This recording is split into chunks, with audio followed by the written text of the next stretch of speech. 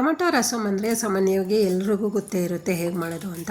ನಾನು ಇವತ್ತಿನ ವಿಡಿಯೋದಲ್ಲಿ ಮಾಡಿ ತೋರಿಸ್ಕೊಡ್ತೀರಾ ಅಂತ ಟೊಮೆಟೊ ರಸ ಎಲ್ಲ ಟೊಮೆಟೊ ರಸಗಳಿಗಿಂತ ತುಂಬಾ ಟೇಸ್ಟಿಯಾಗಿರುತ್ತೆ, ಹಾಗೆ ತುಂಬಾ ಸಿಂಪಲ್ಲು ಕೂಡ. ಬನ್ನಿ ಇವಾಗ ತಡೆ ಮಾಡಿದ್ದೀರಾ ವಿಡಿಯೋ ಸ್ಟಾರ್ಟ್ ಮಾಡೋಣ.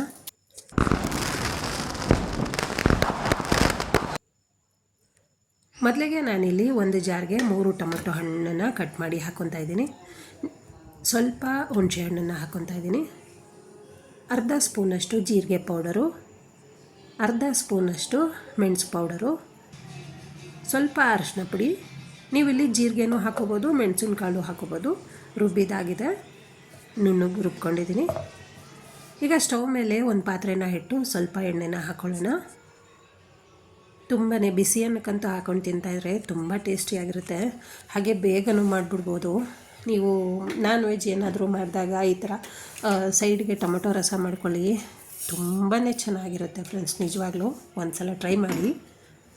ಎಣ್ಣೆನ ಹಾಕ್ಕೊಂಡಾದ್ಮೇಲೆ ಅರ್ಧ ಸ್ಪೂನ್ ಸಾಸಿವೆನ ಹಾಕ್ಕೊಂಡಿದ್ದೀನಿ. ಜೊತೆಗೆ 1 ಒಣಮೆಣ್ಸಿನ್ಕಾಯಿ, 3 ಹಸಿರು ಮೆಣಸಿನ್ಕಾಯಿ ಉದ್ದುದ್ದಾಗೆ ಸೀಳಿ ಕಟ್ ಮಾಡ್ಕೊಂಡಿದ್ದೀನಿ. ಹಸಿರು ಮೆಣಸಿನ್ಕಾಯಿ ಒಣಮೆಣ್ಸಿನ್ಕಾಯಿ ಎರಡನ್ನೂ ಒಗ್ಗರಣೆಗೆ ಹಾಕೋದ್ರಿಂದ ರುಚಿ ತುಂಬ ಚೆನ್ನಾಗಿ ಬರುತ್ತೆ. ಜೊತೆಗೆ ಸ್ವಲ್ಪ ಕರಿಬೇವಿನ ಸೊಪ್ಪನ್ನ ಹಾಕ್ಕೊಂಡು ಅರ್ಧ ಬೆಳ್ಳುಳ್ಳಿನ ಜಜ್ಜಿ ಹಾಕ್ಕೊತಾ ಇದ್ದೀನಿ. ಸ್ವಲ್ಪ ಬೆಳ್ಳುಳ್ಳಿದು ಹಸಿ ವಾಸನೆ ಹೋಗೋ ತನಕ ಫ್ರೈ ಮಾಡಿಕೊಂಡ್ರೆ ಸಾಕು.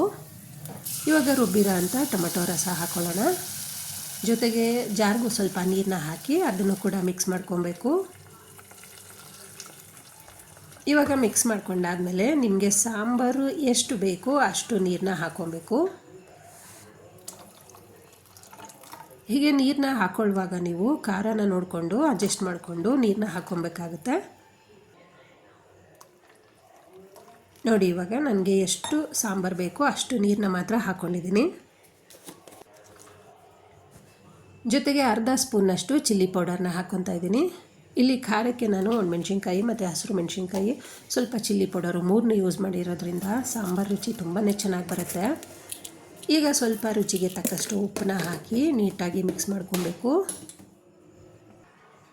ಹಾಗೆಯೇ ಜೊತೆಗೆ ಅರ್ಧ ಸ್ಪೂನಷ್ಟು ಸ್ವಲ್ಪನೇ ಬೆಲ್ಲ ಹಾಕ್ಕೊತಾ ಇದ್ದೀನಿ. ಬೆಲ್ಲ ಬಂದು ಇಲ್ಲಿ ಆಪ್ಷನಲ್ಲು, ನಿಮ್ಗೆ ಇಷ್ಟ ಇಲ್ಲ ಅಂದರೆ ಸ್ಕಿಪ್ ಮಾಡ್ಕೊಬೋದು. ಆದರೆ ಒಂದು ಸಲ ಈ ಥರ ಬೆಲ್ಲ ಹಾಕಿ ಟ್ರೈ ಮಾಡಿ ನೋಡಿ, ರುಚಿ ಹೇಗೆ ಬರುತ್ತೆ ಅಂತ ಚೆನ್ನಾಗಿ ನೀವೇ ಹೇಳ್ತೀರಾ. ಯಾಕಂದರೆ ಉಪ್ಪು, ಹುಳಿ, ಖಾರ ಹಾಗೆಯೇ ಸಿಹಿ ಇರೋದ್ರಿಂದ ಸಾಂಬಾರು ರುಚಿ ಅಂತೂ ತುಂಬಾ ಚೆನ್ನಾಗಿ ಬರುತ್ತೆ. ಇವಾಗ ಕುದಿಲಿಕ್ಕೆ ಬಿಡೋಣ. ಸಾಂಬಾರು ಕುದಿ ಬರ್ತಾಯಿದೆ ಫ್ರೆಂಡ್ಸ್. ಹಾಗೆಯೇ ಜೊತೆಗೆ ಘಮ ಘಮ ಫ್ಲೇವರ್ ಅಂತೂ ತುಂಬ ಚೆನ್ನಾಗಿ ಬರ್ತಾಯಿದೆ. ಬಿಸಿ ಅನ್ನಕ್ಕಂತೂ ಹಾಕ್ಕೊಂಡು ಬೆಣ್ಣೆ ಅಥವಾ ತುಪ್ಪನ ಹಾಕ್ಕೊಂಡು ತಿಂತಾಯಿದ್ರೆ ತುಂಬ ಟೇಸ್ಟಿಯಾಗಿರುತ್ತೆ ಈ ಥರ ಟೊಮೆಟೊ ರಸಮು. ನೀವು ಒಂದು ಸಲ ಟ್ರೈ ಮಾಡಿ. ಹಾಗೆಯೇ ಟ್ರೈ ಮಾಡಿದ್ಮೇಲೆ ರೆಸಿಪಿ ಹೇಗೆ ಬಂತು ಅಂತ ತಪ್ಪದೆ ಕಮೆಂಟ್ಸಲ್ಲಿ ಹಾಕಬೇಕು. ಹಾಕ್ತಿರಲ್ಲ, ಇವಾಗ ತೋರಿಸ್ತೀನಿ ನೋಡಿ, ಕರೆಕ್ಟಾಗಿ ಬಂದಿದೆ. ಹಾಗೆಯೇ ನೀವು ಒಂದು ಸಲ ಟೇಸ್ಟ್ ನೋಡ್ಕೊಂಬಿಡಿ, ಉಪ್ಪು ಸರಿ ಇದೆಯಾ ಇಲ್ವಾ ಅಂತ. ಸಪ್ಪೆ ಆದರೆ ಒಂದು ಸ್ವಲ್ಪ ಉಪ್ಪು ಹಾಕೋಬೋದಲ್ವ, ಅದಕ್ಕಾಗಿ. ಈಗ ಲಾಸ್ಟಲ್ಲಿ ಸ್ವಲ್ಪ ಕೊತ್ತಂಬರಿ ಸೊಪ್ಪನ್ನ ಉದುರಿಸ್ಕೊಂಡ್ರೆ ರುಚಿಯಾದ ಹಾಗೆಯೇ ತುಂಬಾ ರುಚಿಯಾಗಿರೋ ಅಂಥ ಟೊಮೆಟೊ ರಸಮ್ ರೆಡಿ ಆಯಿತು ಫ್ರೆಂಡ್ಸ್. ಬಿಸಿ ಅನ್ನೋ ಜೊತೆಗಂತೂ ಸೂಪರ್ ಆಗಿರೋ ಒಂದು ರಸಮ್ಮು. ನೀವೊಂದು ಸಲ ಟ್ರೈ ಮಾಡಿ. ಹಾಗೆಯೇ ವಿಡಿಯೋ ನಿಮ್ಗೆ ಇಷ್ಟ ಆಗಿದರೆ ತಪ್ಪದೆ ಲೈಕ್ ಮಾಡಿ, ಶೇರ್ ಮಾಡಿ, ಸಬ್ಸ್ಕ್ರೈಬ್ ಮಾಡಿ. ನಿಮ್ಮ ಫ್ಯಾಮಿಲಿ ಮೆಂಬರ್ಸ್ಗೆ, ಸ್ನೇಹಿತರಿಗೆ ತಪ್ಪದೆ ಈ ವಿಡಿಯೋನ ಶೇರ್ ಮಾಡಿ. ಮಾಡ್ತೀರಾ ಅಲ್ವಾ? ಮತ್ತೆ ಮುಂದಿನ ವಿಡಿಯೋಗಳಲ್ಲಿ ಸಿಕ್ಕೋಣ. Thank you.